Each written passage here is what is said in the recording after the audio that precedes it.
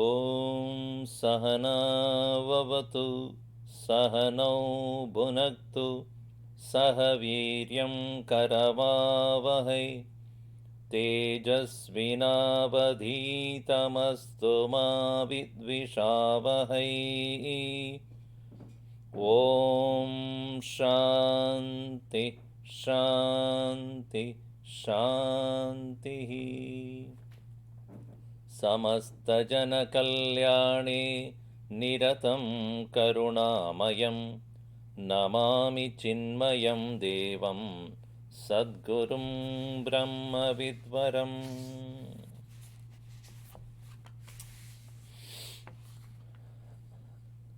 Happy Teachers Day. It's very interesting that today, as we start this retreat, it is also marked by the Teachers Day. And the teacher as well as the student, they have to put their labor to understand the import of Vedanta. Usually, many people say, if you understand it is called Siddhanta, and you don't understand it is called Vedanta. It's really not true. As Guruji writes in his commentary, he himself composed these verses, almost 40 verses, and he writes in his commentary itself saying that many people have this misconception that Vedanta is very difficult. Vedanta is not difficult. We are difficult. Somebody went and said to our Guruji, Swami Ishwarananda, and said, Swamiji, wherever I go, I face problems. I have a lot of problems. So Guruji said, I don't think you have a problem. You are the problem. So, even in Bhagavad Gita, Bhagavan did not blame anyone, anything as the cause of the situation. He said, Arjun, you are not thinking correctly. Gatasum agatasum cha na anushochanti panditaha. That is gone, what is yet to go, men of wisdom, do not worry about it. All right. So we have taken up this beautiful text composed by Guruji himself, Subodha Vedanta. As he gives in his introduction, that it was like a fun he started. And he admits that these verses came so effortlessly to him. In fact, real freedom is effortlessness. When you are effortless, you are joyful, happy. And you don't need to pay too much of attention. In the same way, Vedanta can become such an effortless way of living, provided we understand it correctly. In the beginning stages of your driving, when you have just started driving, you have to pay a lot of attention and a lot of tension. Because not only your life is in danger, others in the road also in danger. That is why it is said, when your teenager is ready to drive a car, what you should do? Don't stand on his way. So when you start driving, you are under tension, not only because of your life will be at stake and others' life also. But when you have been driving for 20, 25 years, then it's just casually you drive, effortlessly you drive. Vedanta doesn't take 25 years for that. No, it is not that. But when we understand it clearly, it becomes an effortless living, joyful living. And such a teacher alone can be the right person to teach us. Who is a teacher who doesn't have tension about teaching? He is only sharing what he knows. And what he knows is his experience. So long as we merely refer to a book and teach, the teaching will have it's vicarious. But when the teacher has experienced it and then shares with others, it is effortless. Anyway, to begin with, we take the first two verses, which are all considered as Shanti Mantraha, invocation, Prarthana. I will chant and then you can repeat after me. Okay, if you have the book, it's good. Keep it in front of you and repeat. Vaktum Subodha Vedantam Pravritto Hyabhutopyaham Kripaya Yasya Tam Vande Sri Ganesham Punah Punah Vande Saraswatim Devim Sadgurum Me Mahamatim Sita Sameta Shri Ramam Yachantu Shubhadam Matim.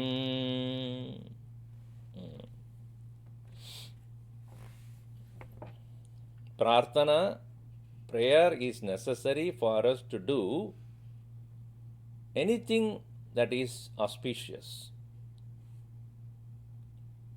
And here, Guruji had invoked Guru, Ganesha, Saraswati, and Sri Ram. Beautifully he says here, Aham Sri Ganesham Vande Punah Punah. I salute Bhagavan Ganesha to start with again and again. Yasya Kripaya, due to whose grace, Abudopi Aham, even though I am not that intelligent, he says that I am not that wise, Vedantam Subodha Vaktum Pravrittaha. I have embarked on teaching this Vedanta in an easy way, or to effortlessly to teach this knowledge, which is, the text is known as Subodha Vedanta, that I am, even though I am not that wise, I salute Ganesha again and again, Yasya Kripaya. And then, also I worship Saraswatim Devim Vande. I salute Saraswati. Mahamatim Me Sadgurum Vande.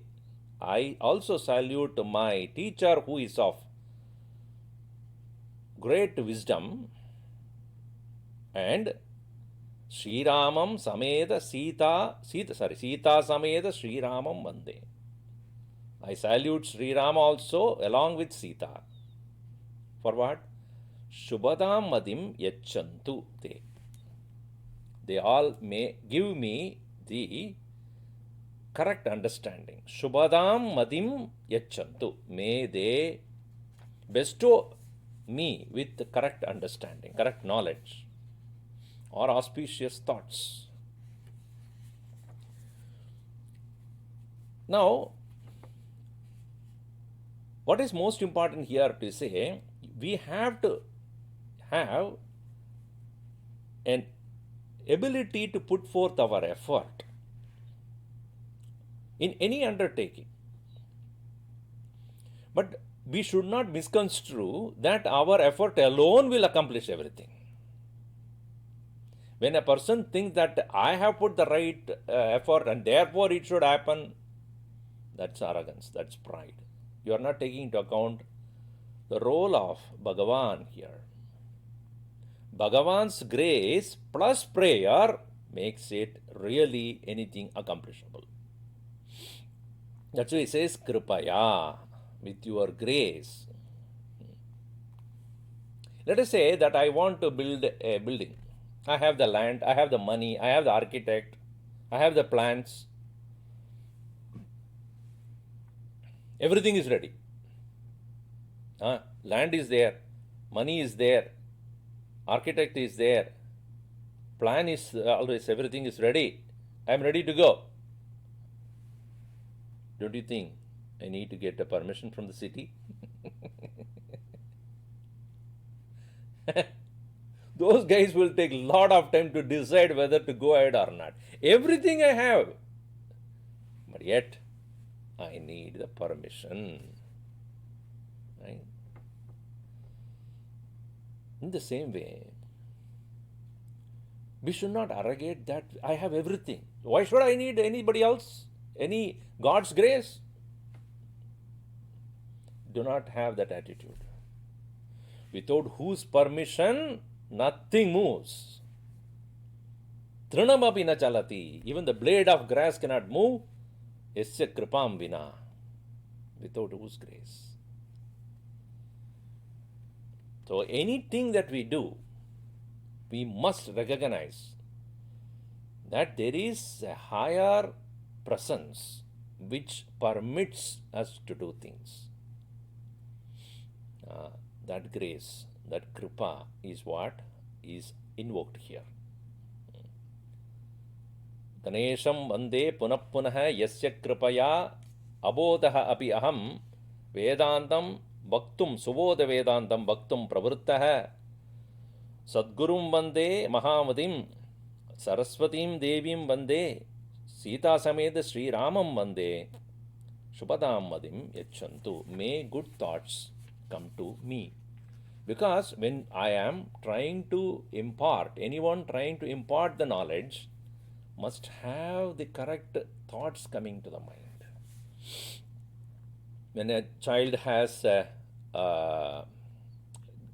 prepared very well for the exam and everything is read, all the portions that he has to read has been done, but before such a boy or the girl going to the examination hall to sit and write, closing the eyes and Bhagavan, please make sure that I get my answers at the right time. I might have read, but it may not come to my memory.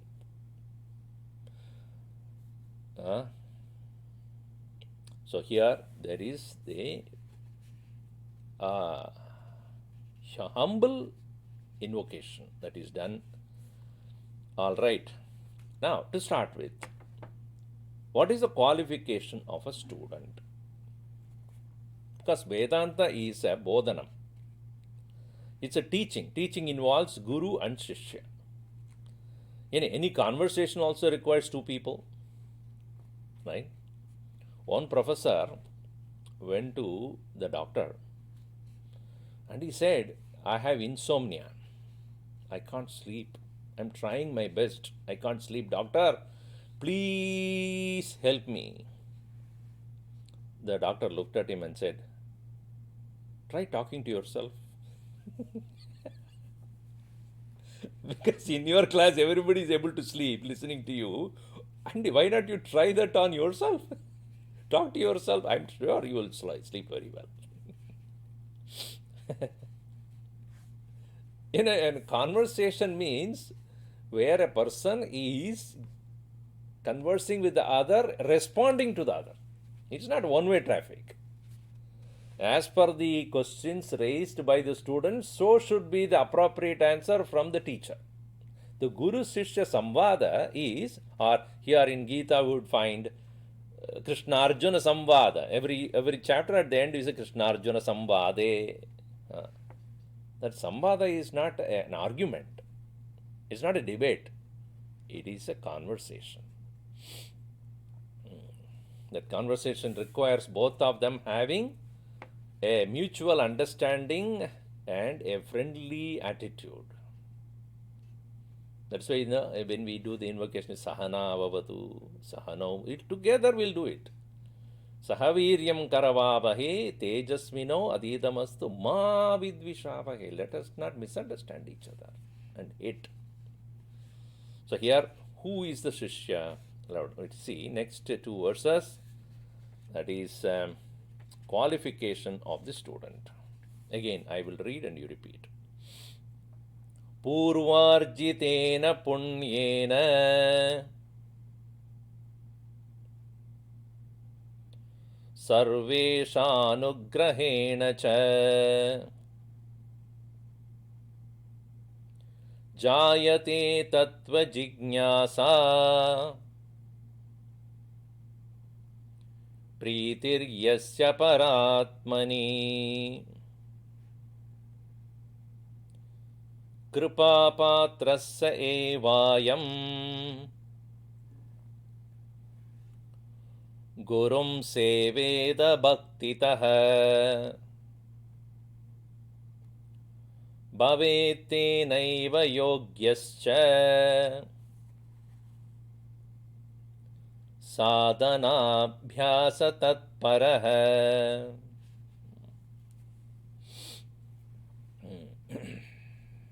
Who is a student? One who is studious is a student. Shishya. Who is a Shishya here?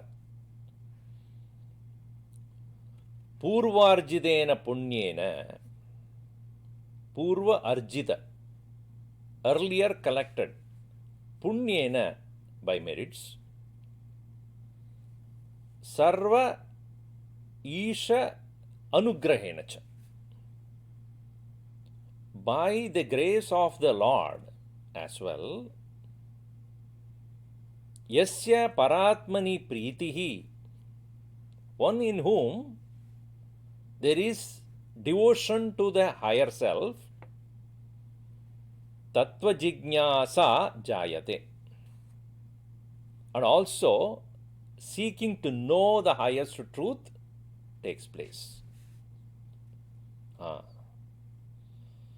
Sa eva kripa patraha. He alone is a true recipient of all the grace of the Lord. Who further Gurum Bhaktitaha Seveta, with devotion he serves the teacher. Sadhana Abhyasa Tatparaha, as well as following the disciplines as prescribed by the teacher. Sadhana Abhyasa Tatparaha Eva Bhavet Yogyaha. He alone becomes befitting student, fit student. So many things are given here. First and foremost is, what is the journey of any one of us in the spiritual path? Guruji writes in his commentary clearly, from where we are to who we are. That is the journey. From where am I to who am I? Our journey always starts from where we are. And where are we going to in this journey? To find out who I am. It's interesting. And this interesting journey, even the thought to take up this spiritual path comes to us because of the accumulated good actions of the past, knowingly or unknowingly we have done.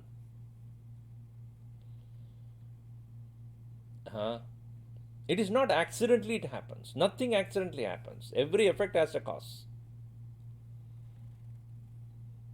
And those people who are ready to go for satsanga on their own, without being pushed or pulled by somebody, are really blessed because they have an inner voice or inner calling. Once Guruji was giving lecture and there were around 100, 200 people. Somebody asked him, Swamiji, when these satsangs are conducted by you and anybody else, maybe there are 100, 200 people. But if you see in the city, one Bollywood actor has come, or some singer from Hollywood has come, thousands of people. I don't understand how they are attracted to go to those things and not interested to come for something which is very helpful to their life. How? Why? Guruji smilingly said, "No, you have that question. I have another question. What? Why are these people here? I wonder how these people are here." Meaning, it is not by accident they have come here. Purvakrita punyena eva. The meritorious actions performed in the past alone creates that desire to know oneself. Tattva jijnasa. In Yoga Vasishta, it is referred as Shubha Ichcha. Desiring to become noble, good, virtuous. So, Purva Arjidena Punyena Sarva Isha Anugrahena Cha. Two things, therefore. One is Punya, another is grace. Only when we have the right frame of mind, we start seeing the grace coming to us. That's why in our pledge also, may thy grace and blessings flow through us to the world around us. So, tattva jijnasa jayate. When that grace of the Lord is also there and we have done enough virtuous, meritorious actions in the past, then there is a desire to know the highest truth along with paratmani priti. There is a love for the Lord or the higher self. And such a person, saeva, such a person alone, gurum bhaktitaha seveta. Then one goes to the teacher, the guru, and starts to serve the teacher with vinaya, with love. And tena eva kripapatraha, tena eva yogyaha bhavet. He alone becomes the fit student. Tat sadhana abhyasa tatparaha. And has taken up these spiritual disciplines seriously. So I just put things together as a small set of instructions. Atmana paratma pritihi. Bhaktya guru bhaktihi. Manasa guru bhaktihi. Diya jnane shraddha. And then finally, kayena yoganishta. 4 things. Atmana paratma pritihi. Manasa gurau bhaktihi, diya jnane shraddha, tata kayena yoganishta.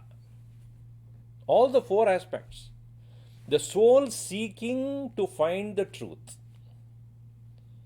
The mind having reverence for the teacher.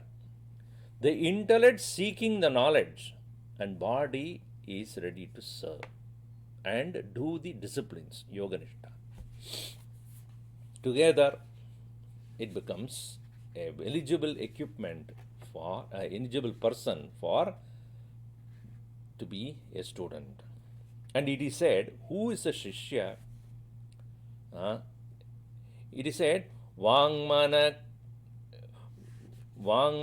kaya vasubhihi guru susrushane ratah etadrisha gunopetah shishyo bhavati narada. Hey Narada, Vangmana kaya vasubhihi. Vak, mana, kaya. By speech, mind and body and wealth with one's own resources, Guru Susrushane Ratah, one who is ready to serve his teacher, Etadrisha Gunopetah, one who is endowed with all these qualities, Shishyo Bhavati Narada. Such a person become Shishya, a true disciple. One who follows the discipline alone is disciple. So many people say, "Oh, Swamiji, I am a disciple of Gurudev." There is a difference between disciple and devotee. One can follow the teacher and serve the teacher, etc., is a devotee. One who is ready to listen to the knowledge and apply to oneself and follow the teacher as Guru Brahma, Guru Vishnu, Guru Devo, Maheshwaraha, Guru Sakshat Parabrahma Tasmai Sri Gurave Namaha. One who has that total surrender alone and who has been initiated by the Guru to follow that is that Shishya. But further, it is said in the verse number 3 here, Vivekadi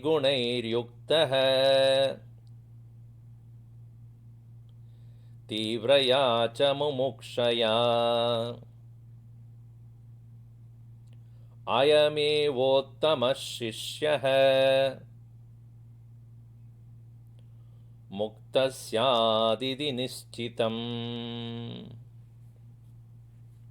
In Vedanta Shastra, it is very clearly said that a Shishya not only has the Guru Bhakti and the Tattva Jignasa or desire for gaining highest knowledge, but such a student should develop a certain qualities by oneself. Before you apply for any job, don't they ask for qualification? What is your qualification, you tell me? So you may say that I graduated from here, there, and then I did this, I did that, etc. So there are two things that they look for. What you have studied, what you have learned. See, learning is by experience. Study is by reading. I might have read so many things, but I am clean slate, no experience. You need to have correct knowledge and application. So once you have experience, along with your correct knowledge, then you are the fit student. For even Vedanta requires you to have analyzed your experiences and understood it clearly what is right and what is not right. ऐसे परीक्षलोकान् कर्मचितान् ब्राह्मणः निर्वेदमायात् नास्त्यकृतकृतेन तद्विज्ञानार्थं गुरुमेवाभिगच्छेत् सः. So you need to have that experience. And what is the experience that is expected of you? Not from the book. Viveka. A proper ability to discriminate. Viveka adi gunaihi. With all those qualities, Viveka, Vairagya, Shama, Dhamma, Uparadi, Tidiksha, Shraddha, Samadhana, and then Mumukshutvam. These are all not from the book. You cannot get Viveka by reading a book. You may get to know what is Viveka by reading the book, but how to apply that you have to do it yourself. Now, what is this word? Viveka means which, coming from the root word, which means differentiate. And to start with, a student should differentiate between what is Shreyas and what is Preyas. What is good, what is apparently good. What is good and what is pleasure. First one. Then, having taken up the decision that I want to follow what is good and not merely get carried away by pleasure, after having taken up the Shreya Marga as my path, then I have to ask what is Dharma and what is Adharma. What is righteous and not what is not righteous. And then from that only he will understand what is Nitya and what is Anitya. What is permanent, what is temporary. See, in Dharma, when you say, Vedas talk about Dharma. All the rituals are to be, and even rituals when we are doing, we recognize that not all of them that one does, as even karma prescribed by the Vedas, they don't go give the Nityavastu. It will give you only temporary experience of heavens, and then Shrine Punya Matya Lokam Vishanti Manushyaha. Again come back only. And that is not considered as Nitya. So having understood what is Dharma, then go for what is Nitya. Then one has the clear understanding is Sat and Asat. What is true? What is false? So this way, Vivek Vairagya Iha Swarga Bhogeshu Karma Phaleshu Icharahityam. There is an ability to let go even the results of one's own action, even if it is ready to, even those are which are eligible to take you to heaven. Then Shama, Mano, Nigraha, ability to control the mind. Dama, Indriya Nigraha, ability to control the senses. Uparatihi, withdrawal, effortless withdrawal from them. After Viveka, Vairagya, Shama, Dama, then Uparati is easy.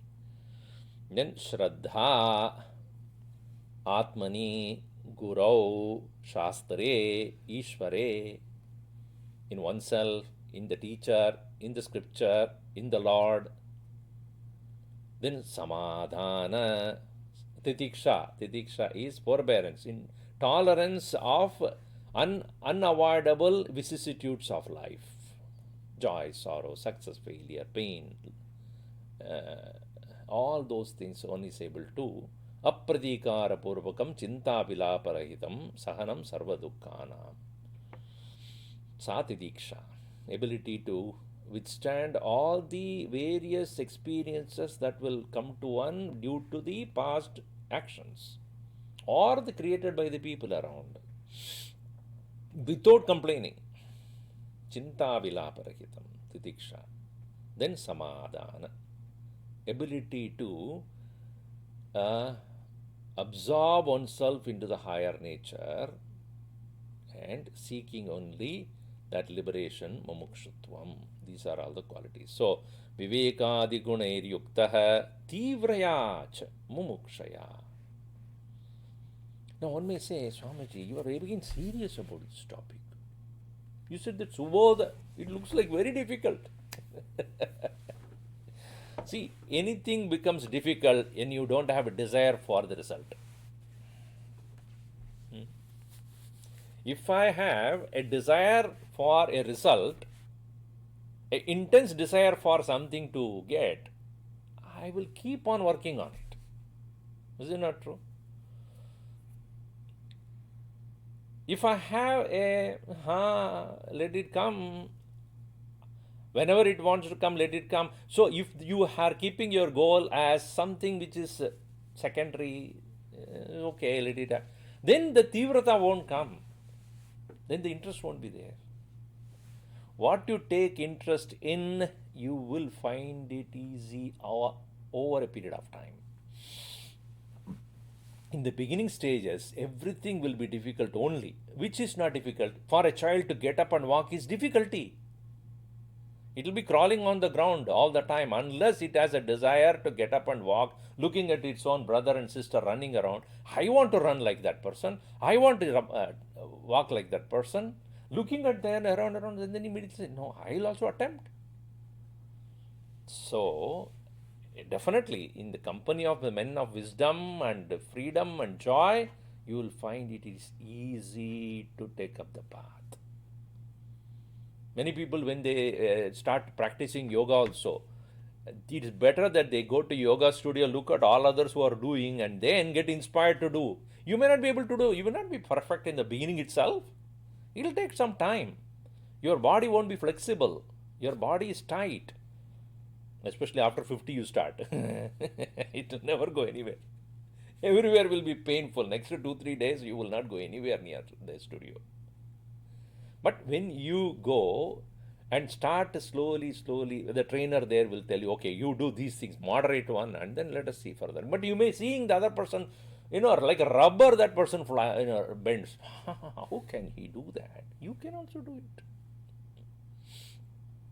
So when you are in the company of those people, you will feel inspired, wanting to do that, and slowly, slowly. And you will find within a short period of time, you are able to overcome that inflexibility, and you yourself be amazed that, yeah, I can do it. Uh,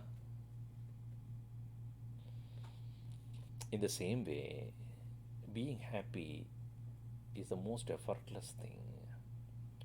And whatever occupies our mind, understand the frivolousness of that, triviality of things, impermanence of the world, temporariness of every situation.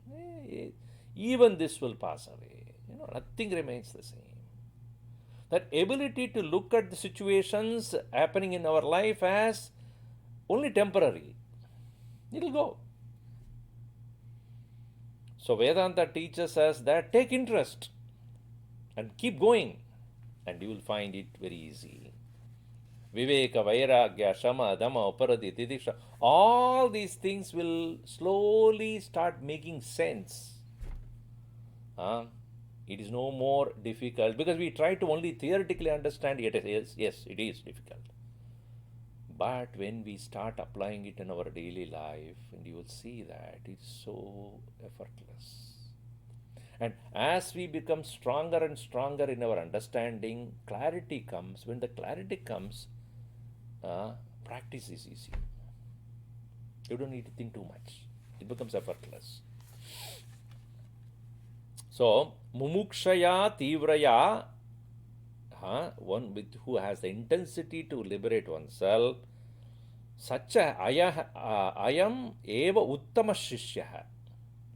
Uttama shishya is what? One who has all these things very well developed. Madhyama is one who is still trying. Adama is one who doesn't try at all. Uttama shishya mukta. What he says is, a person who has this completely in him or her is already free.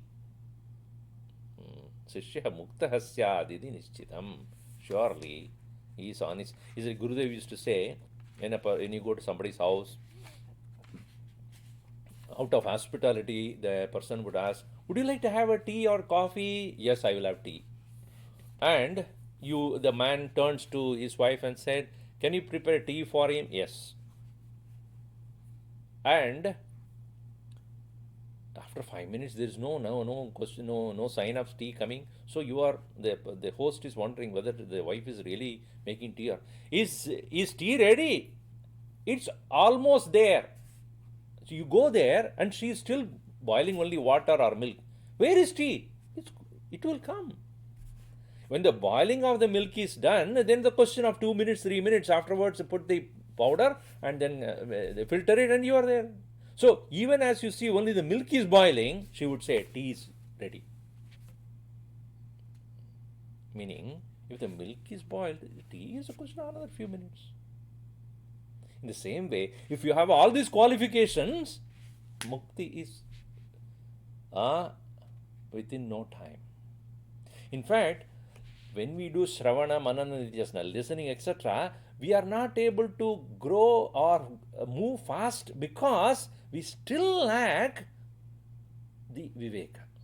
We still lack certain amount of Vairagya. We still lack Shama, Dhamma, Uparati, Tidiksha, etc. As we start paying attention to those, knowledge becomes so easy to practice.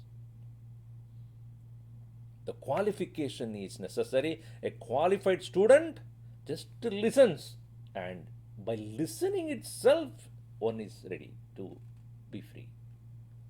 That's what is important. Now, having said about the Shishya, now about who's the Guru? That is another question.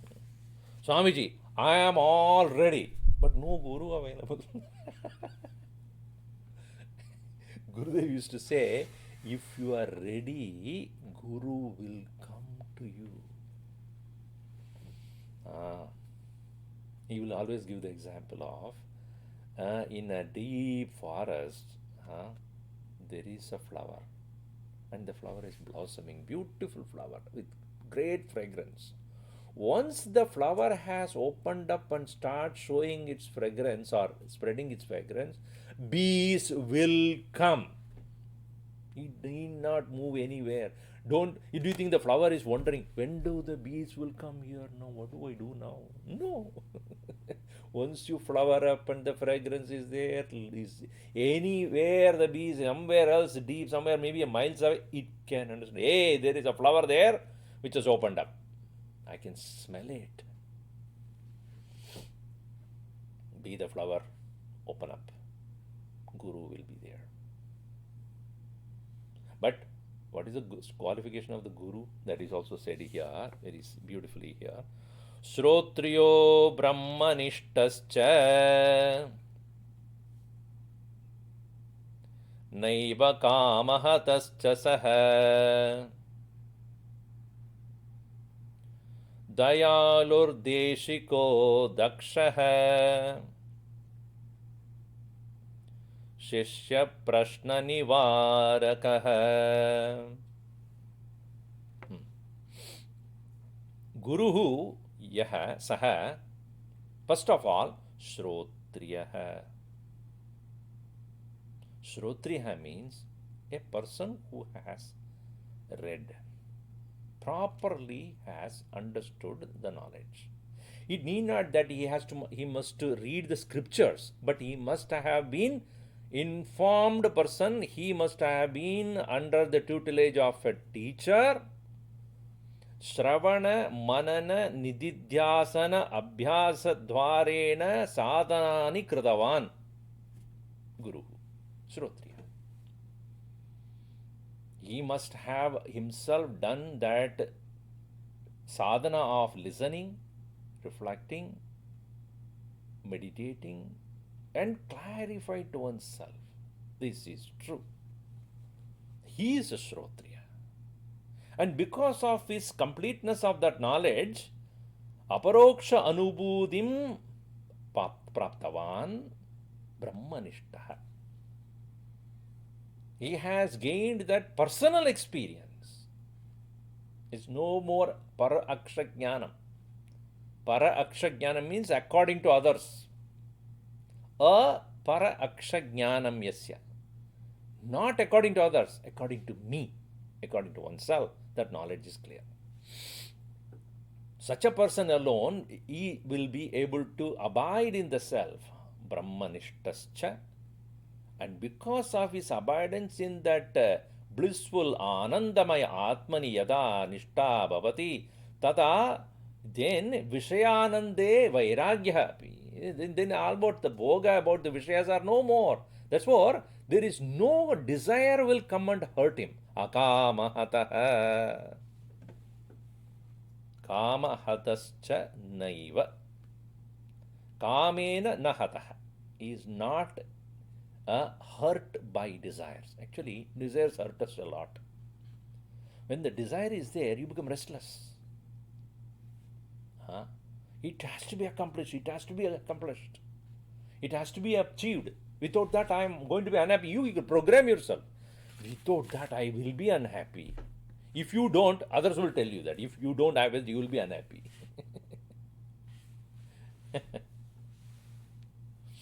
We program ourselves to be happy, and we program ourselves to be unhappy also. You know, when you look at all the TV ads, etc., oh, this will make you happy. Are they not programming you now? Tell me. With this, you will be happy. That means what? You are now unhappy.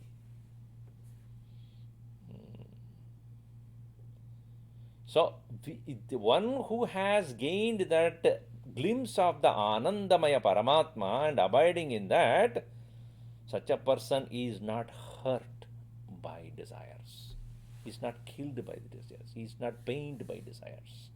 Naiva kama hatascha yaha saha. Not only that, he is not living in some lonely place. No, dayalu. Full of compassion. Compassion here to be daya, karuna, kripa. Kripa is grace. Karuna is truly a compassion. Now, you see, there are three words you should understand: love, sympathy, compassion. Love usually is for that which we regard very high. Again, the love can be divided into, prema also is sometimes referred as love. That is not right. Attraction is not love. Passion is not love. Lust is not love. Love is about something which you revere, respect. So, what you revere, respect, keep adoring, that is love. That object or a person or a thing that about which you have a pitiable attitude is sympathy. That which you would go along and uplift yourself as well as the person or the beings whom you would like to elevate along with you, that is called compassion.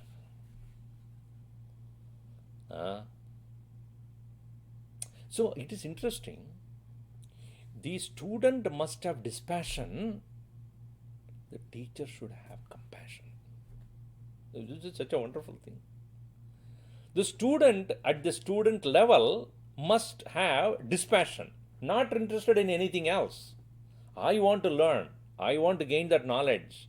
I want to find that freedom. I want to gain that complete fulfillment and happiness.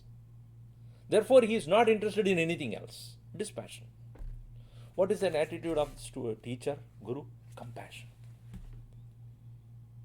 He must, he cannot be, if a guru also dispassionate, he doesn't care for that student. You learn or don't learn, who cares? That is not the attitude of the guru.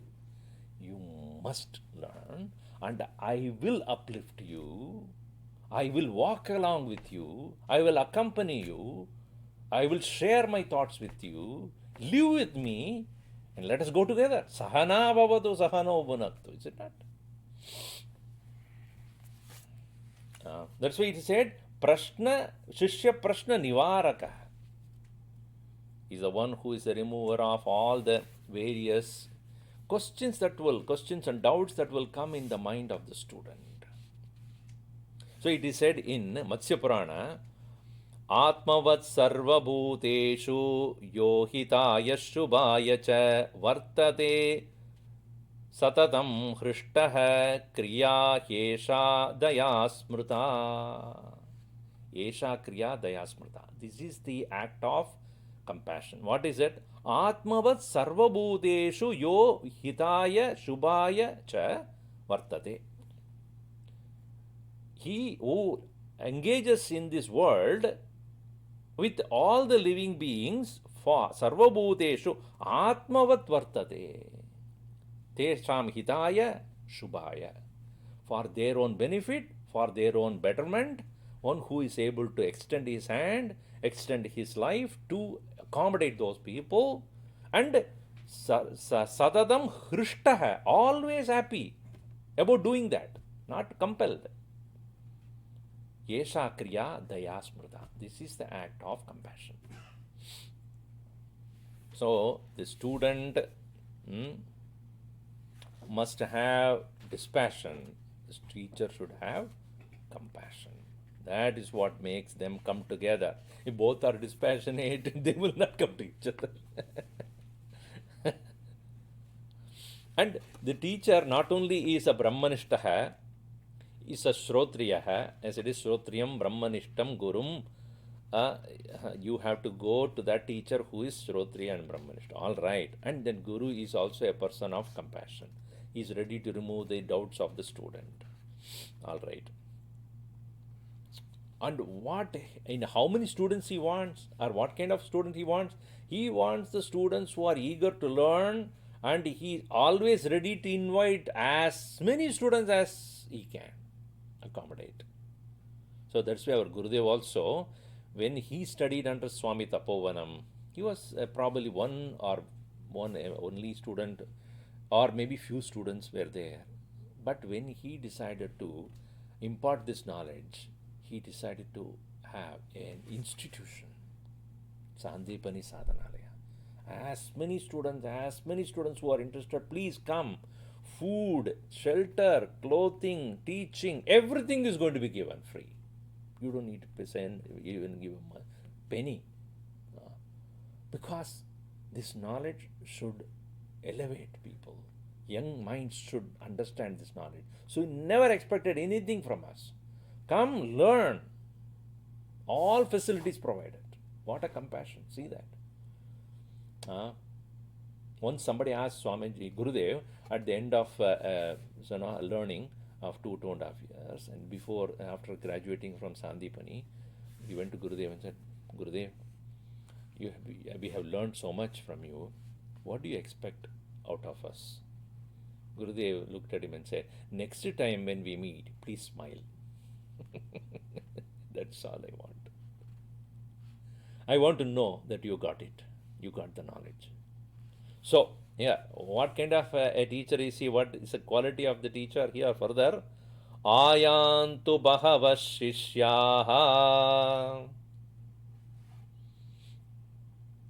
viraktascha mumukshavaha evamichan pradiksheta Guru Sreshta sa sarvada. Bahavaha shishyaha viraktaha mumukshavaha ayantu. May the students who are dispassionate, desire to achieve the freedom in many numbers, let them come. Bahavaha ayantu. Evam icchan, in this way desiring, Guruhu, Sreshtaha Guruhu, Sarvada Pradiksheta. He just waits for such students.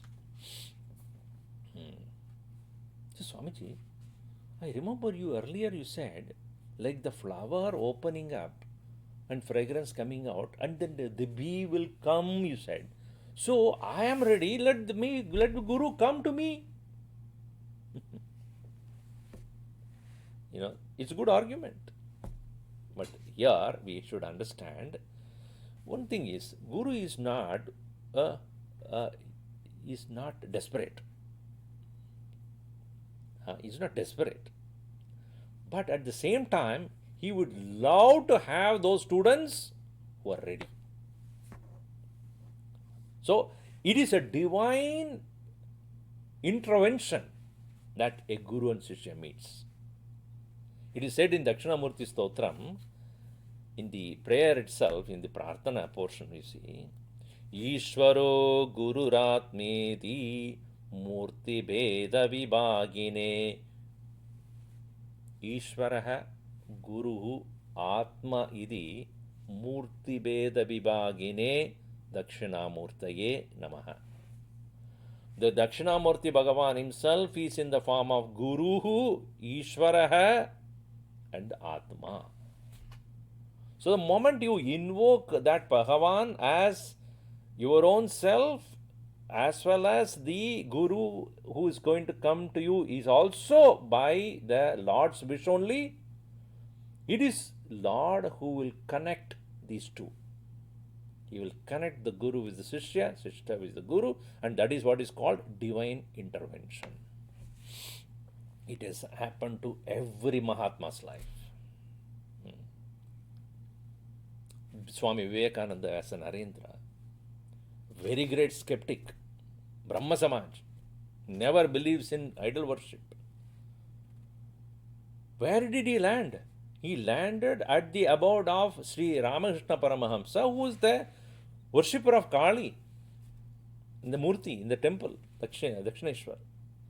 The moment Vivekananda as Narendra, young man, entered that place, and when he sat next in front of him, Ramakrishna Paramahamsa, Thakur, we call it as, he looked at him and said, where were you all this time? I was waiting for you. With tears in his eyes, he says, I found my disciple. Who connected these two? One who is a skeptic, like our Gurudev also. Absolute skeptic. Agnostic he was. Was it not? Was he not? How did he land in the abode of Swami Shivananda? Or later on to Swami Tapovanam? Ishwara Ajnaya. That is called the divine intervention. So here the Shishyaha Viraktaha Mumukshavaha Ayantu Evam Icchantaha Guruhu Icchan Pratiksheda. He waits for such a fit student to arrive there. And such a guru who is ready to dispel the doubts that a student will have. Only one thing the guru has thereafter. Once the Shishya arrived at his doorsteps, he has only one thing to do: make that student free. Ekameva guro karyam Shishyanam syat kritartata Guru swatmani stitvaste Sarvabhuta hite ratah. Guroho ekameva karyam. For the guru, there is only one thing to do. What is that? Shishyanam kritartata syat. To make the student complete the task that for which he has come there. Krita artata. Artha means purpose. Krita artha means fulfillment of that purpose. Safalata ityartha. There are four aspects to kritartata: safalata, santushti, prasannata, and finally chaturatha.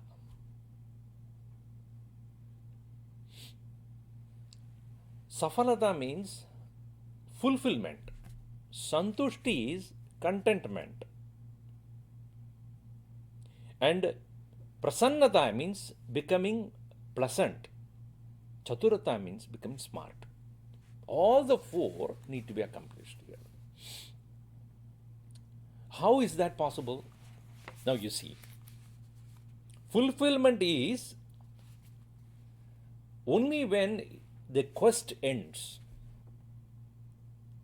I have a doubt, I have an ambiguity in my thinking, I am unclear about, I am confused about something. Until I get the right answer, there is no feeling of I got it. Isn't it? Once you say I got it, there is a fulfillment. Okay, done. Now if I ask you this question, simply, today are you ready to quit the world? Done. I'm done. Not out of frustration, not out of unhappiness, not out of disappointments and failures. I think there's nothing more for me to do here, or nothing more I think I need to accomplish anymore. I'm ready to go. Even today night, I'm ready to. If Emma comes and knocks at my door, yes, I'm ready. Can you say that? You can't. Why? You are still unfulfilled. Still there are desires. Still there are incompleteness, apurnata. One who has come to a point where I'm done. Not that he will start hating the world, etc. I'm done. I don't have anything more to do. If at all I do anything more, it is not for myself. That is fulfillment. This is safalata. Santushti, self-contentment. I am happy with myself, whether somebody is there or not. Something is there or not. I am happy with myself. If nothing is given to me also, I am with myself. That is santushti. So safalata, santushti, then prasannata. Any kind of people who may come around with me here to me, any kind of a situation that I may probably face, my contribution to that situation is peace, joy, love, compassion, sympathy, forgiveness. That extension of one's joy to others. And finally, chaturata, ability to share that knowledge with whomever in front of me asking for it. So a guru creates out of Shishya the ability to share that knowledge. That is chaturata, smartness, ability to share. So that becomes the kritartha. So the teacher has to do this work of creating that completeness in the student. And how does he do that? Guruhu swatmani sitva. A guru does that by abiding in his own self. When Guru teaches the student, he is not playing the role of the teacher as I know, you don't know. I teach, you learn. No. I am abiding, you come to be with that. He is inviting you slowly to his nature. Just like an ocean, it's complete and full itself. When the river is coming to join, what does the river become? Full. It loses its identity and ready to lose its identity to merge with the ocean. Right? Because the rivers have come, ocean doesn't rise up. It is on its own. It is complete. It is full. Similarly, Guru in his own self-fulfillment, Guruhu swatmani stitva sarvabhuta hite ratahas aste. He remains in his own self, at the same time able to give his best to the world. He is not a desperado, he is not incomplete, it is not that he is seeking, he is anxious. No. While teaching also, he is absolutely at peace with himself. Not anxious, not restless, not agitated. And he invites the student slowly to bring up his level of awareness to the level where the Guru, or the state where the Guru is. And as slowly he uplifts the student to come to that nature, the Shishya feels himself at ease with the Guru. He is able to tune the mind even before the teacher opens the mouth. He knows. Slowly, all his doubts will cease. Doubts will not cease by merely intellectually understanding it. Doubts will go only when you experience it. When you experience, there is no doubt afterwards. Right? Now, in the next section, Guruji interestingly puts a conversation between two friends. Because this one of them is interested to go to a guru and learn. Another one is a skeptic maybe. Where are you going? What are you doing? This way. So now you see, this is taken up in the next section. Gacchasi kutra tvam mitra guru mevabi gacchami kim padishyati tatra tvam vedante yat prakashitam.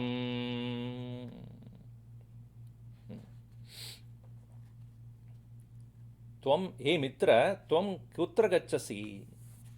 Hey, my friend, what's up? Meaning, where are you going? Now we WhatsApp, and I immediately what? Oh, Swamiji, thank God, I remember that I have to look at my WhatsApp.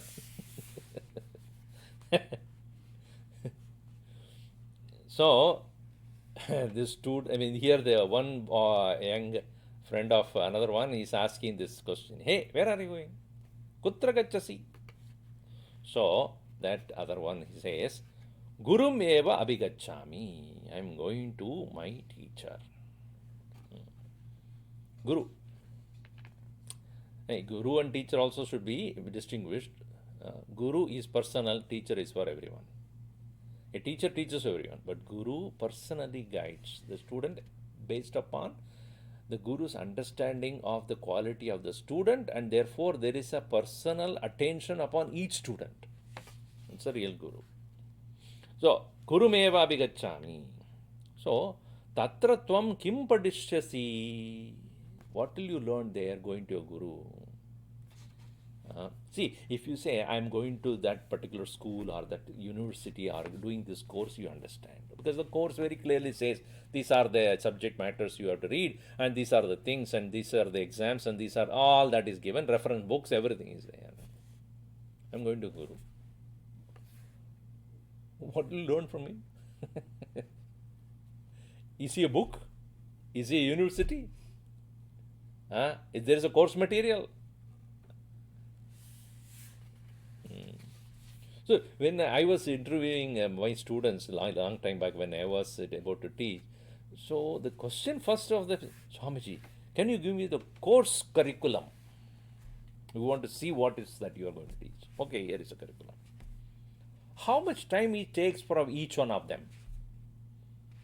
So because they look at each of those subjects and okay, this Atma Bodha is Tattva Bodha is Bhajagovintam, Upadesha Sahara Saddarshanam, and then the Upanishad and Bhagavad Gita and then Ramayana and this and that.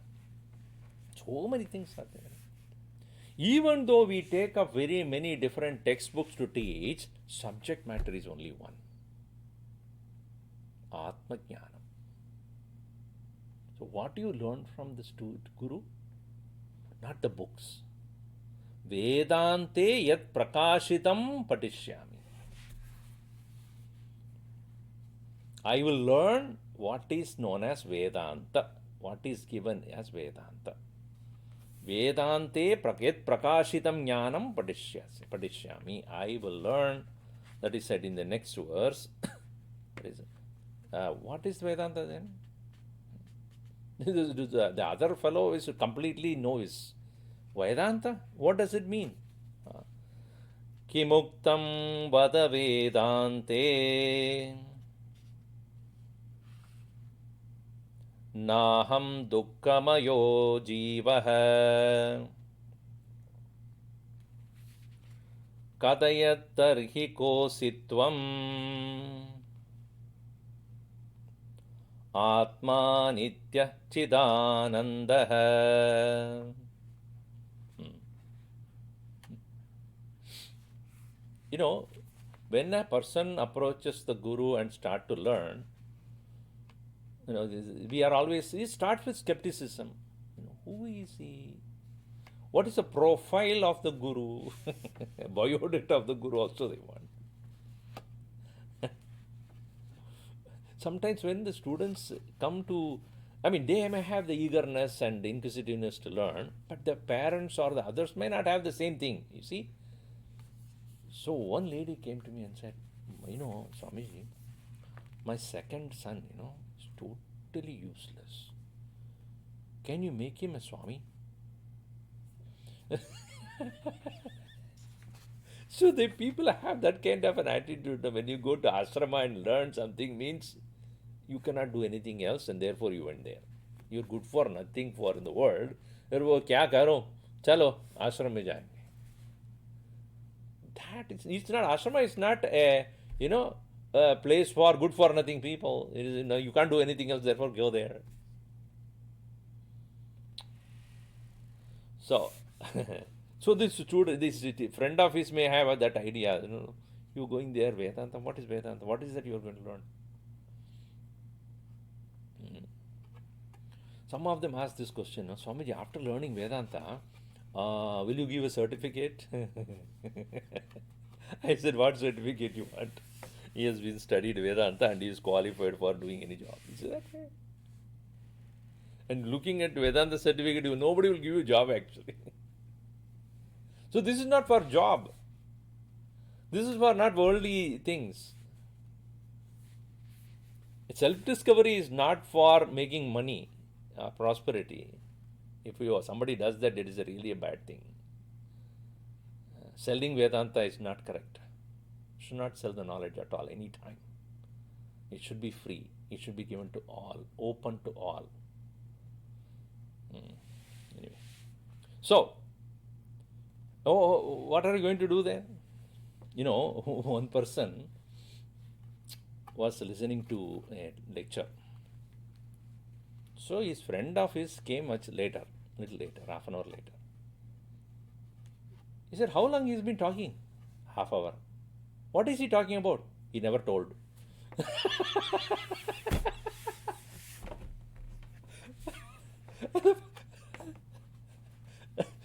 Vedanta also sometimes that's what, some stranger will come and sit there and watch, everybody is listening. What is he saying?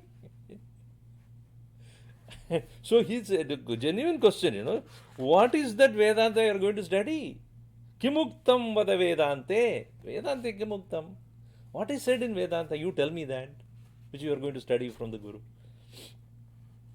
First and foremost is, aham na dukkamayaha jivaha. I am not a sorrowful self.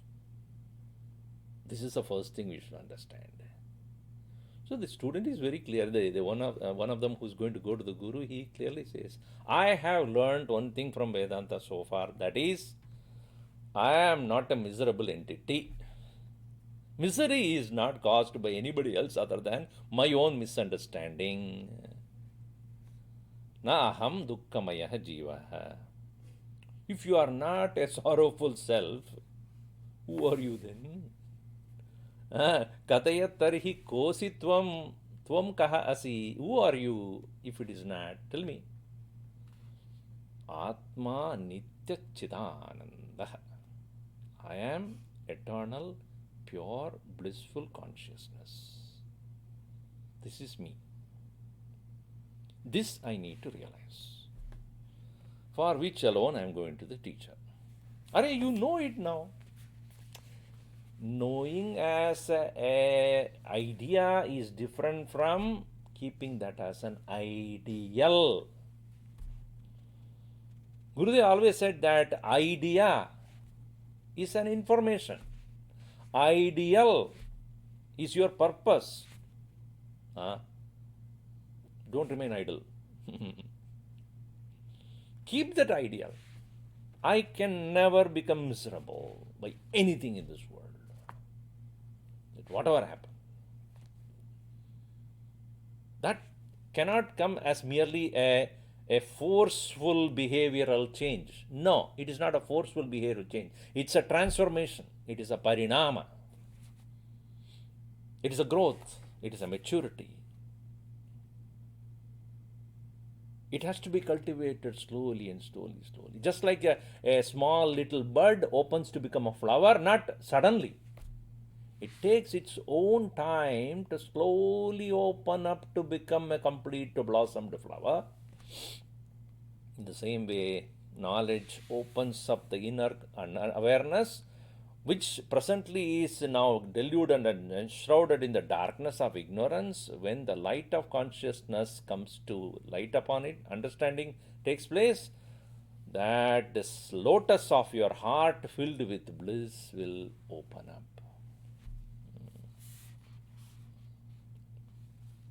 So, here Atma Nitya Chidanandaha iti Vedante Katitam. It is spoken in the Vedanta that is Atma is Nitya Chidananda Rupaha. This is what I want to learn, and for which alone I am going to the Guru. Okay, what else is said there in Vedanta? Only this much? No. Kaditam tatra kim manyate Atma mamaiva sarvatma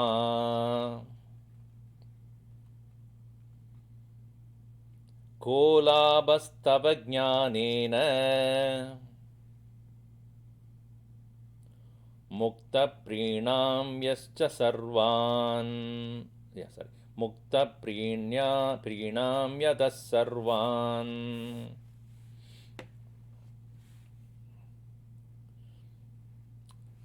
What else is said there? Tatra kim anyat kaditam. Vedante kaditam nityam chidananda rupam eva jivaha iti kaditam. All right. What else? He said, Mama Atma Sarvatma.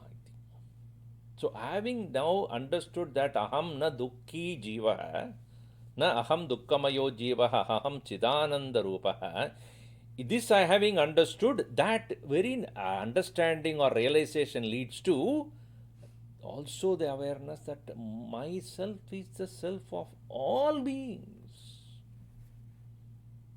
Otherwise, what happens is many people say, hey, you are going to an ashrama or learning from a guru, etc. Is it not very selfish? See, take for example, when I decided to join the Sandipani, I was working somewhere, etc. When I decided to quit the job and then go to study this carefully, many of my friends and colleagues asked, you are, by giving up your job and going away from your family, etc., have you not thought that is it a selfish pursuit? You're just doing it for yourself. I said, it may look like that first. Yes. But if I have understood what is being taught there clearly, I will become the servant of the world. I am available for helping anybody and everybody. Now, take the other side of the coin. If I have just gone to the professional knowledge and I become whatever I have, and whom am I serving? My family, my son, my wife, my. But when you learn Vedanta, you become the dasa of Bhagavan, servant of the Lord. And who is the servant of the Lord? One sarvabhuta hiterataha saeva Ishwarasya sevakaha. Bhagavan's servant is one who does not have a personal agenda. He is available for everyone to serve, not to serve him, to serve, to be helpful, to be useful, to be available, to uplift, to help. So, you may say that it is a selfish pursuit. Yes, learning is always a selfish pursuit, which is not. You go into the school, yes, boy or a girl going to school, is it not a selfish pursuit? Yes. Yes, that is so. But if that knowledge can help maximum number of people, then it is worth undertaking that.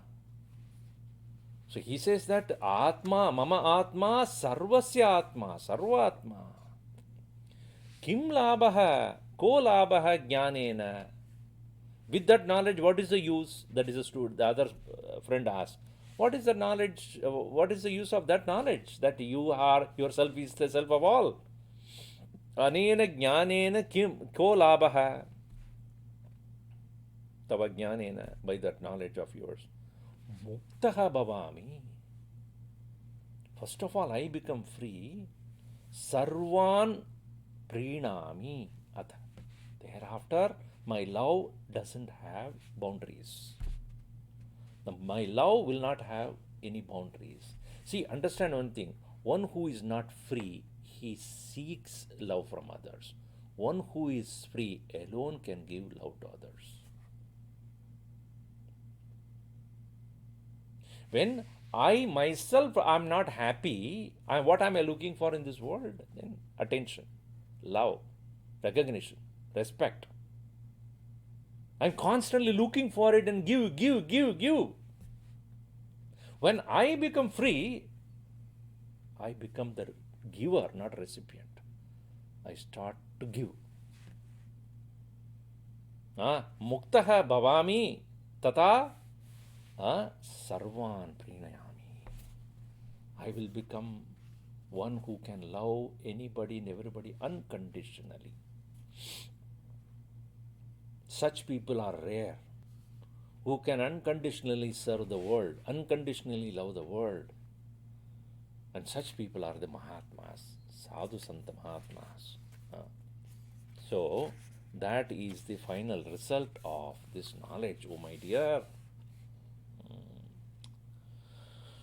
Now, the student who has thus had the clarity of why he is coming to the teacher, now he is going to the Guru. Now, when he reaches the abode of the Guru, what is the Guru's first statement? Now, listen to me, oh my dear disciple. I have to give you the first set of instructions. What is that? Sarveshwarosti nasti va shankam ma kurhe saumya asti nischitam shraddhasva tato jnatum vicharaya.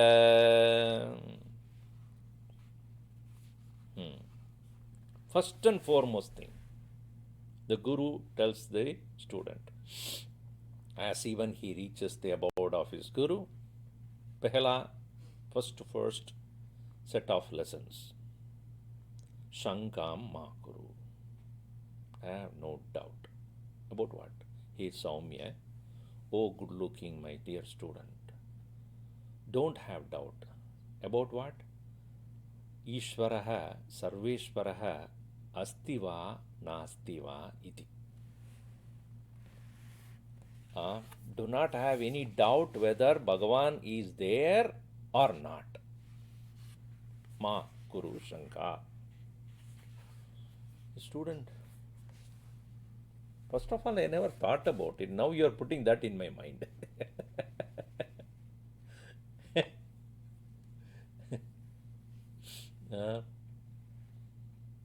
One person came to me after listening to me. Then I asked, is there anybody has any doubts? Now I am also putting now, okay, at 11:30 or so, you will see under the description, you have a link. In that link, you can click and ask me. Not now, wait. Let me finish this and then you ask. You can ask questions. That's a session I'm going to leave it for you to, we all discuss. You can ask the question and I will, in the description you will find the link for that. So one person came to me.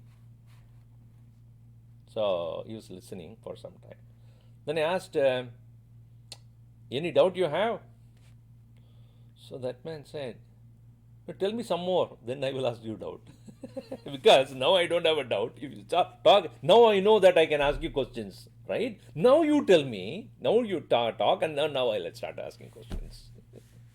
That means what? The doubt is created. It's interesting, in the Upanishad, one Upanishad I really like so much is the Skenopanishad.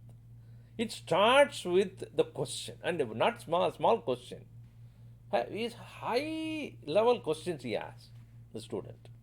Kene shidam padati preshidam mana kena prana pradama praidiyukta ityadi. So here, the Guru is taking a caution. First, before you begin anything, I'll tell you one thing. Don't doubt existence of God. Now, this some people say, Swamiji, this is not right. Because I have a doubt whether Bhagavan hai ke nahi. Now, you must understand here one thing. The Guru is not expecting the student to have Andhashraddha or Andhavishwas, blind belief.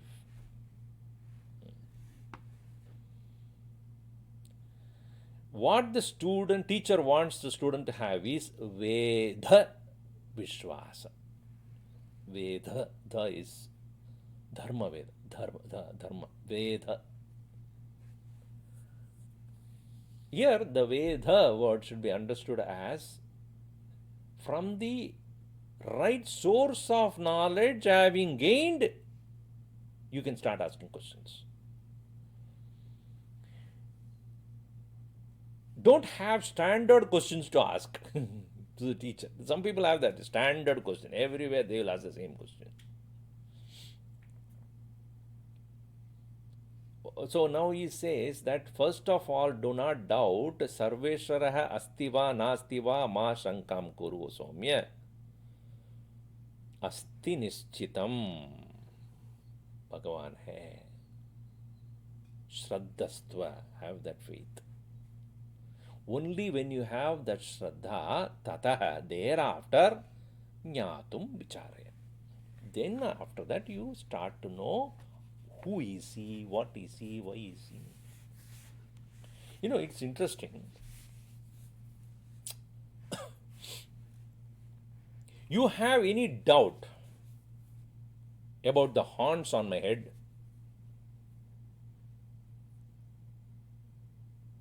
Huh? What color it is? How sharp it is? You have a doubt? You have a now doubt about the horns on my head because hai hi nahi hai. It's not there. About that which is not there, you will not have any doubt. About that which is there, which you are not able to see, that you will have doubt. Okay? So when people say, Bhagavan hai hi nahi, God is not there, God is not there, I don't see. That is the doubt. If something which is not there, then you have no doubt about that. Something which is said to be there, which I am not able to see, I have doubt about that. That is what he is trying to say. You know, even in science, hypothesis is allowed. You can propose something, possibility, and this is possible. Somebody may say, no, that is not possible. Okay. The one who proposes that it is possible has to prove that it is possible, right? If I say something, okay, this is possible, and the entire scientific world will say, not possible, then it is my responsibility to prove to you that it is possible. When earth is considered to be flat all the time, and somebody comes and says, no, it is round, it is globe, it is round. Now prove that it is round. Now, it is the onus on the part of the person who has proposed that it is round is to prove that first. And if we do not begin with the possibility, there is no question of progress. No journey will take place if you doubt the destination. That is why in our mathematics also, is it not true that x, what is x value? We don't know. Value of x is not known, but it has a value. And when you go on progressing with your formula, etc., finally what? Therefore, x is equal to this. Correct? Therefore, here also the teacher says, let us keep Bhagavan as x. Meaning what? He is. But I don't know. Where is he? What is he? Who is he? How is he? Why is he? When is he? Asti iti nischitya. Is nischitam krutva, nischitam shraddhasva, tadaha thereafter jnatum vicharaya. Thereafter, then you proceed. Asti tyeva upalabdhavya. Upanishad also very beautifully says in Kathopanishad. Start the process with asti iti. Only when you have that astitva bhava, that is called shraddha. Shraddhavan lapate jnanam.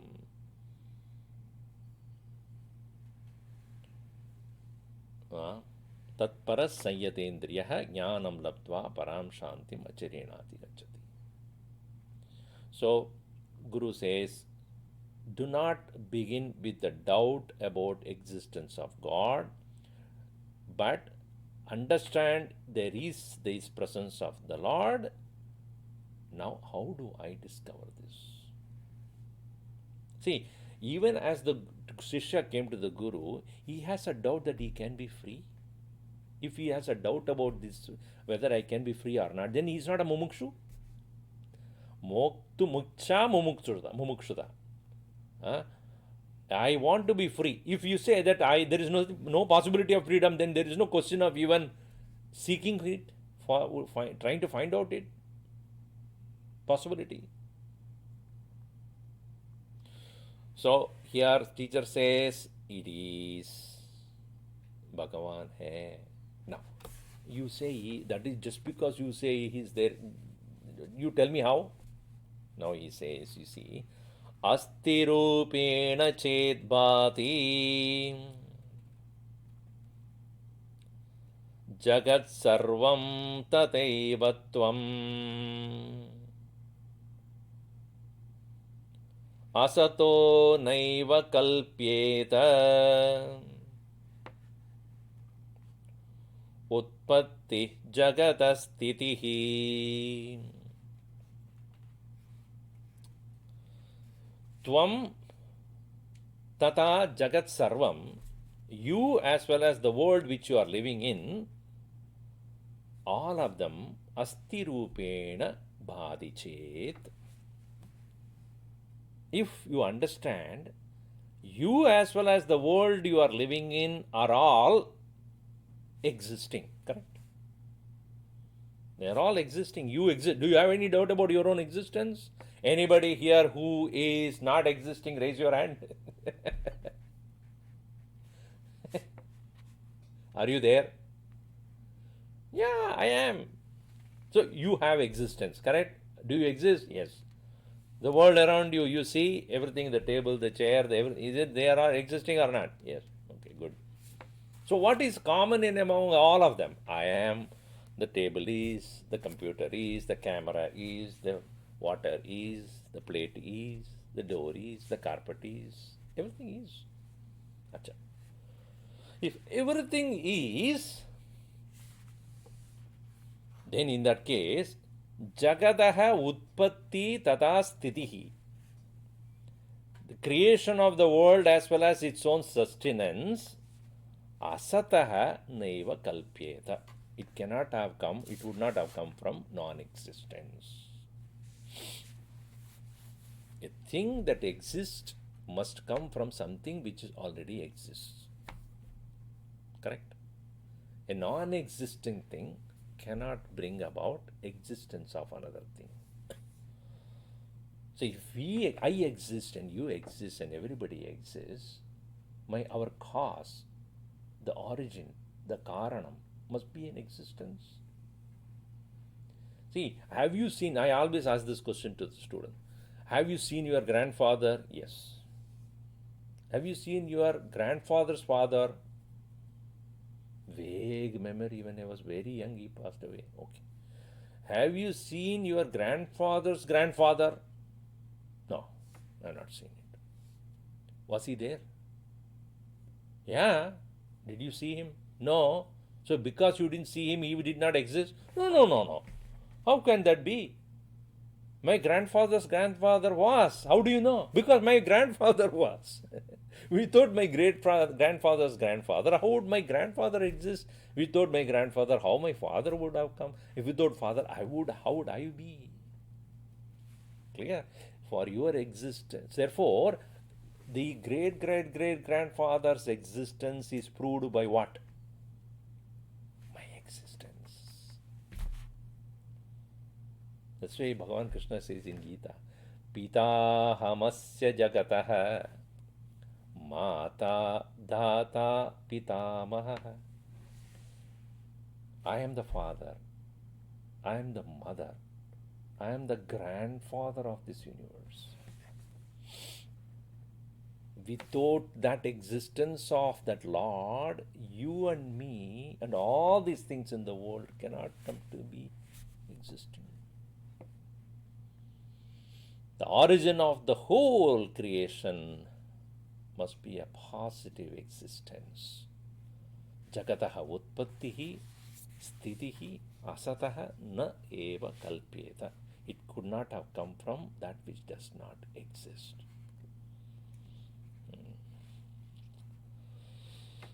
All right. This is how he starts to teach. Now, Because I am, therefore I am able to think. I exist, therefore I think. It is unlike the Western perception, is that I think, therefore I exist, which is wrong. I exist, therefore I think. Because in the state of dream, in the state of sleep, I still exist. But I don't ask, I am not thinking. Only when you're thinking, you think you exist. When you are not thinking, you don't exist. That means most of the time you don't exist. Because most of the time you don't think. Many people in this world never think, then they don't exist. I exist and I have a choice of thinking. When I go to the state of dream or deep sleep, I don't think, but I still exist.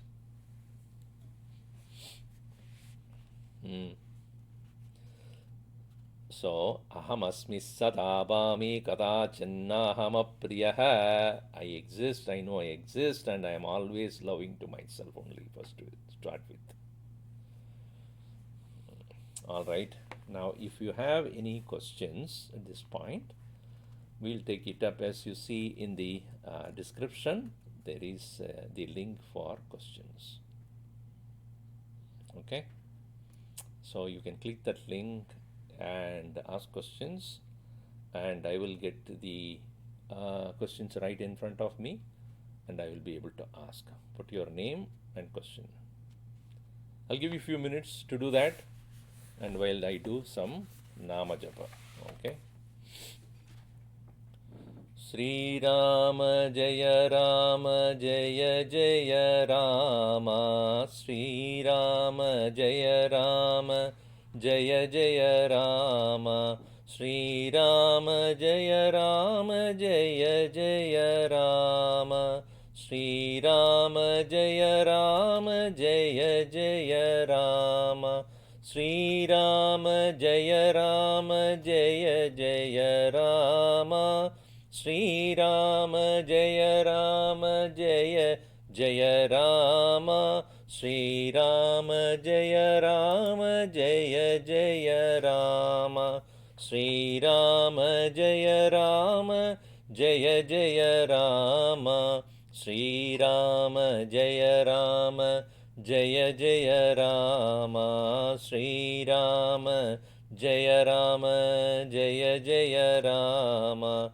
Sri Rama Jaya Rama Jaya Jaya Rama, Sri Rama Jaya Rama Jaya Jaya Rama, Sri Rama Jaya Rama Jaya Jaya Rama, Sri Rama Jaya Rama Jaya Jaya Rama, Sri Rama Jaya Rama Jaya Jaya Rama, Sri Rama Jaya Rama Jaya Jaya Rama, Sri Rama Jaya Rama Jaya Jaya Rama, Sri Rama Jaya Rama Jaya Jaya Rama, Sri Rama Jaya Rama Jaya Jaya Rama, Sri Rama Jaya Rama Jaya Jaya Rama.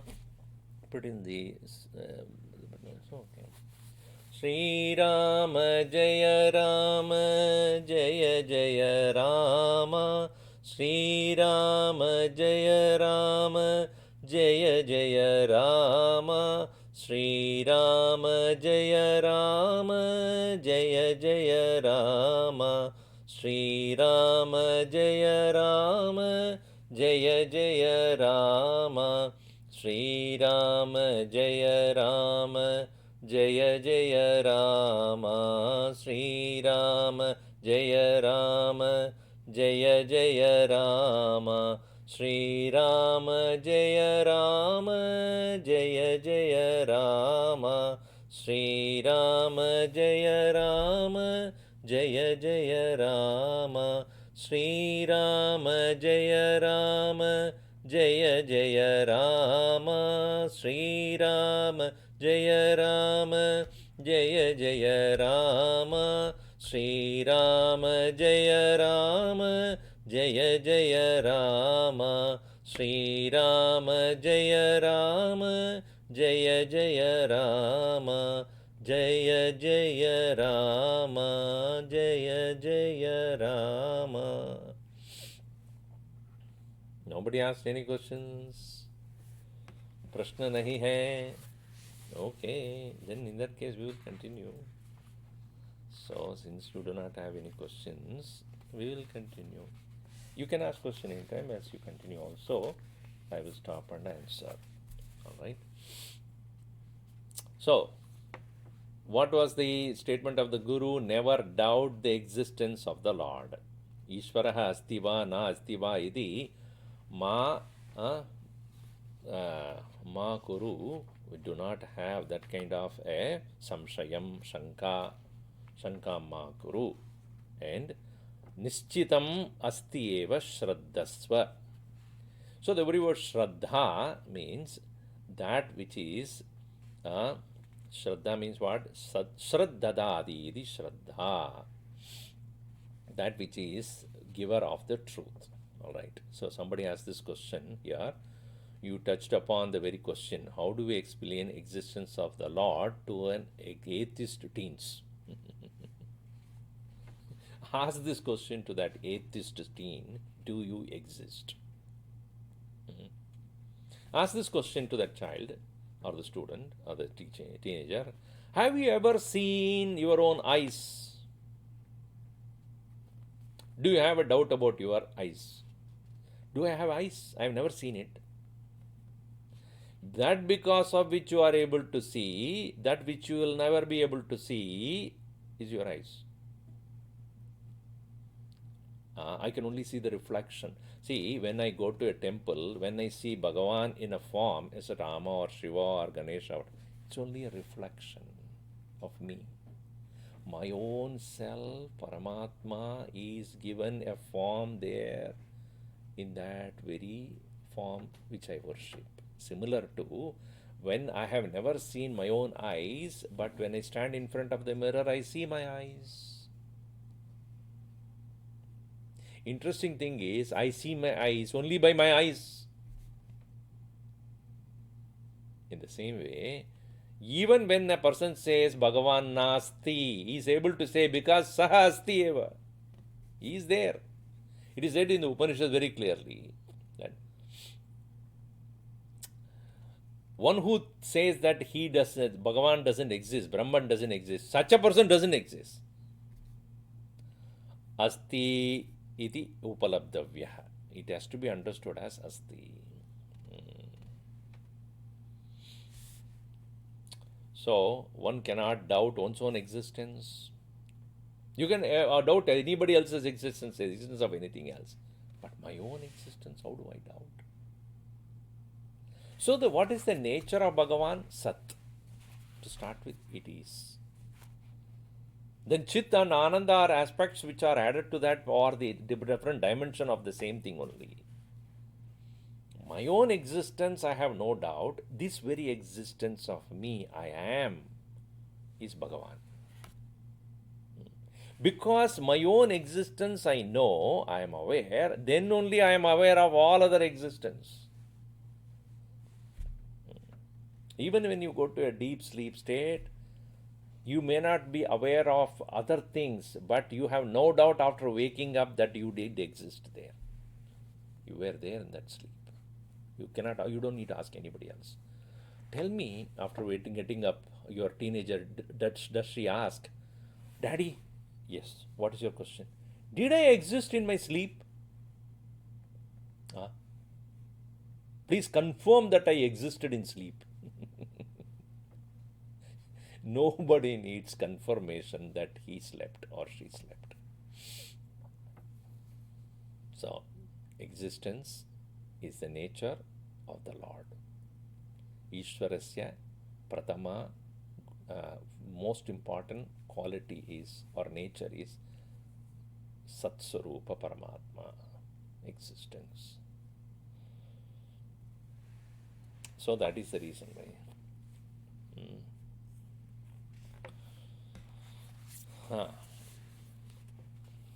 Asanneva sabhavati.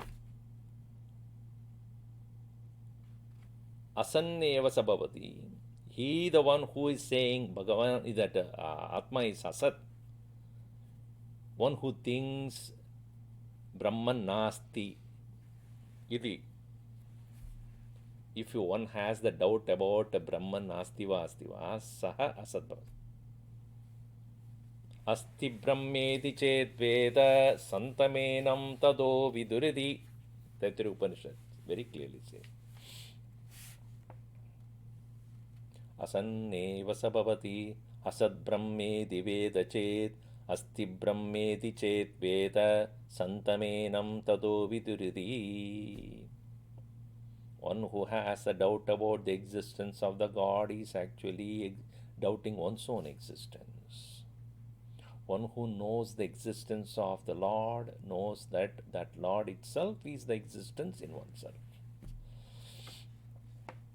Subhadra is asking, our child has teachers who have opinions and values that can be incompatible with the values we as parents are imparting to him.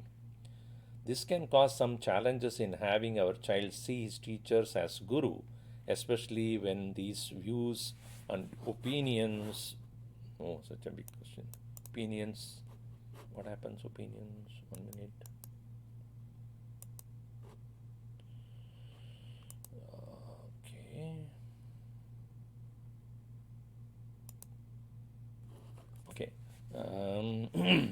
This can just use some challenges, and as a guru, especially when these views and opinions are completely opposite to what we believe. What can we say to him to help him?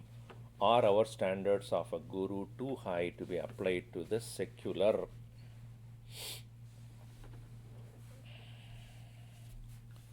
See, teacher, as I said, is not a guru, not necessarily. Teacher can be a communicator of a knowledge of a particular subject matter. That is a teacher. A guru is one who is a guide, who is interested in not in making you an intelligent individual, but an inspiring, independent, joyful, free soul. What the guru teaches is not for the intellect to appreciate, it is to free the soul. So do not compare a teacher equal to a guru. No, don't do that. A guru is far higher than that. A guru has no personal interest in anything else other than freeing the student.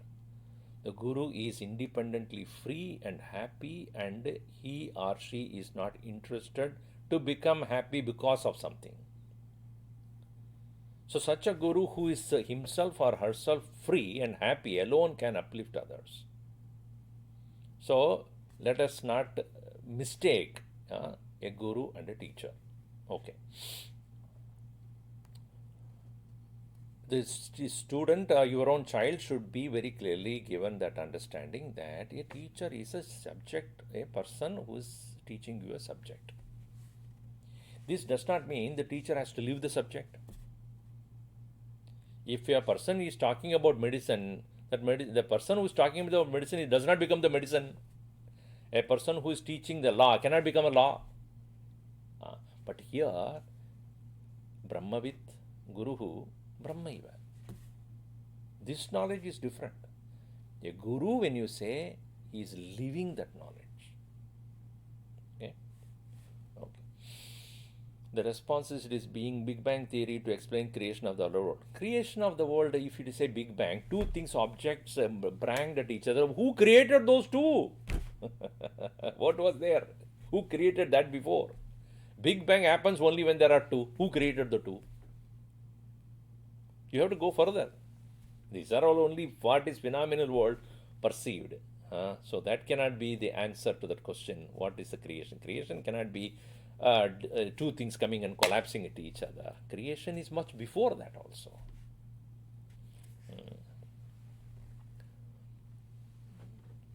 And Swamiji is the Sarveshwaraha that the Guru assures of the student in the beginning, mentioned in verse 1, Ishwaraha or Brahman. In the verse 1, in verse 1 of what? Because there are many chapters here. In this Sarvesha Anugraha, which chapter? When you have to specify Which chapter you are referring to? Is it verse 1 of first verse of the book or first verse of this section? Okay, you have to mention that, then I can answer. In the journey of spirituality, when does the role of Guru end? In the journey of spirituality, the Guru basically makes the student discover the Guru in oneself. The external Guru becomes an internal Guru. The external Guru guides you to find the inner Guru. That's what our Gurudev said when before he took Samadhi, he said, I have taught you enough. Now close your eyes, you will find me inside. You understand? That Guru which was externally available to me for me to learn, slowly becomes the one who is guiding me from within. And therefore, the journey a student undertakes with the Guru is only to discover external Guru is only an external manifestation of the Paramatma. And that very Paramatma externally helped me to learn the correct knowledge is now available to me all the time as my own self. So the Guru's role transforms from external to internal.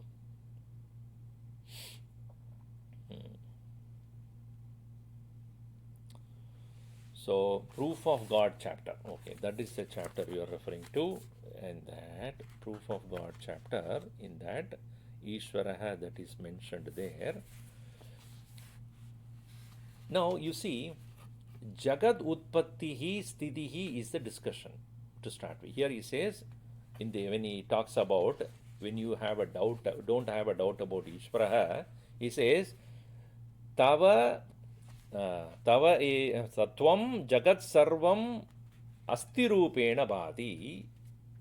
You as well as the world is appearing to be an existence. Jagataha Utpattihi Stitihi Asataha Naiva Kalpyeta. So he is referring to here Ishvaraha as the Karta of this universe. Jagat Utpatti Kartru, Jagat Sthiti Karta or Palayita.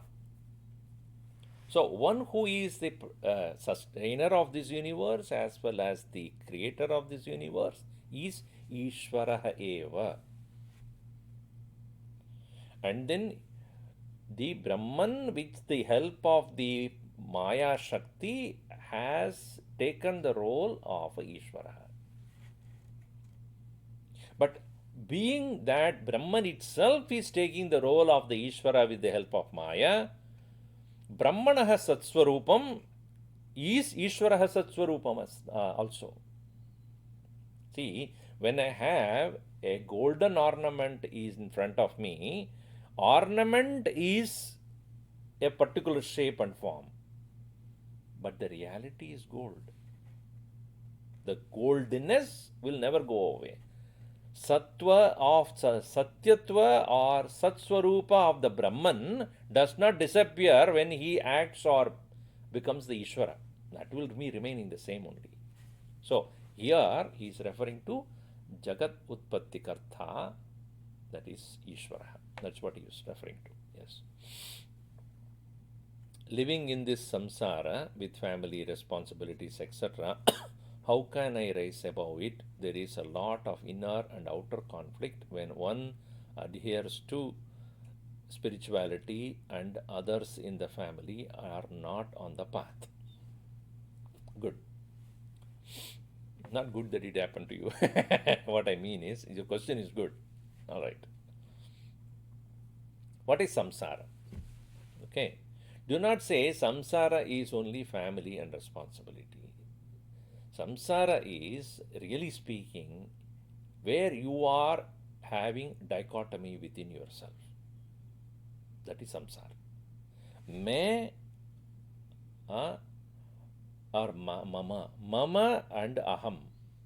These are there. Aham is me. Mama is I have, what is not me.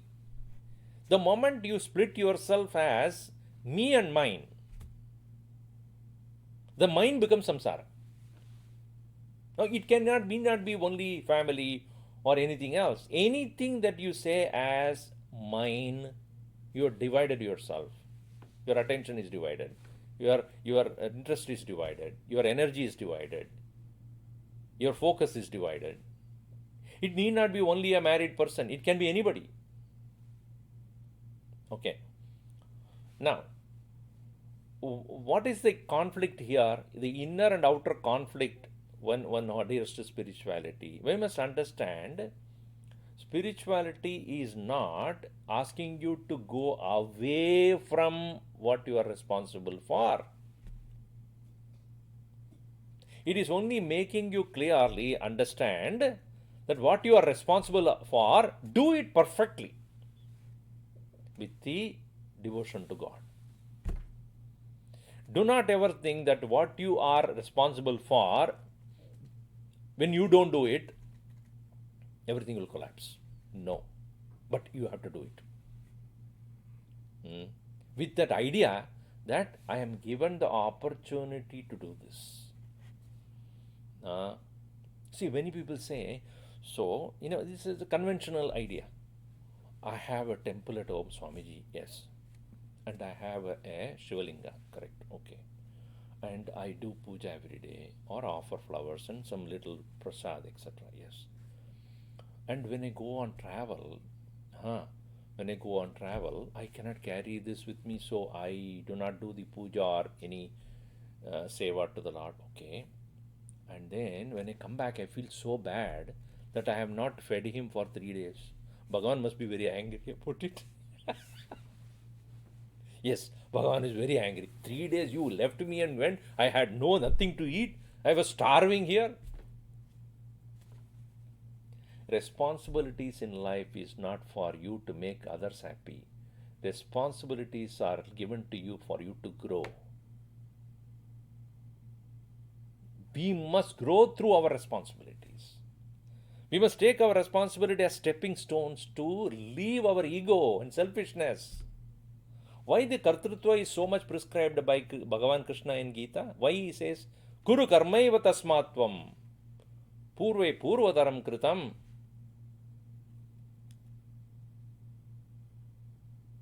Why is he that? Is it for somebody else you are to do? Yourself, for your growth. Asakto hi acharan karma paramapnodi purushaha. When you say that detachedly when you do your work, you will become better. Don't think that because you did, the world becomes better. No. Even as you serve your family, even as you do take care of your children, etc., understand, for my own growth I am doing it. When you do this, there is no conflict. And secondly, not everybody will be having the same kind of mindset like you have. Every one of us have become, are none other than the product of our past. Not only this life, many lives before. So expecting somebody else, even your own wife or husband, child or your friend, need not have to have the same attitude as you have. Don't worry. Everybody will come to the point sometime. And don't feel very I am doing spiritual, you fellows are useless. Don't do that. They may be evolving after some time. See, I have seen many people in my life also who are totally agnostic or not interested, and then even they don't attend any class and nothing else, all those things. Once they got the idea of how important it is there in life, they have progressed so fast. Unimaginably fast they have progressed. In my own eyes, I have seen this. So don't ever underestimate anybody. Today he or she may not be interested, but if that person takes up seriously, ironically you will see that they will go faster than you, supersede you. So don't think that, somebody is not interested, leave it. Let them come when they need to come. You take your flight. Don't wait for the whole world to come along with you in that same flight. They won't. Charai Vedi, keep moving, keep moving. Take responsibility as a step to maturity. There is no inner conflict and outer conflicts. When you do the seva as Bhagavan's seva, in everything that I do, whether I'm doing for my wife or the children or anybody, I'm doing it for Bhagavan. हाँ, तो उसके लिए कर रहा हूँ. हाँ, भगवान के लिए कर रहा हूँ. In that way. यत्करोषि यदश्नासि यज्जुहोषि ददासि यत् तपस्यसि कौन्तेय तत्कुरुष्व मदर्पणम. मेरे लिए करो, भगवान के लिए करो. Then there is no expectation, there is no competition, there is no jealousy, there is no pride, there is no arrogance, there is no comparison. भगवान के लिए कर रहा हूँ. With that attitude. ॐ सर्वे भवन्तु सुखिनः, सर्वे सन्तु निरामयाः, सर्वे भद्राणि पश्यन्तु, मा कश्चित् दुःखभाग् भवेत्. ॐ शान्ति शान्ति शान्तिः. हरिः ॐ श्रीगुरुभ्यो नमः. हरिः ॐ. Tomorrow also, same time we will meet for the next set of verses. Hariom.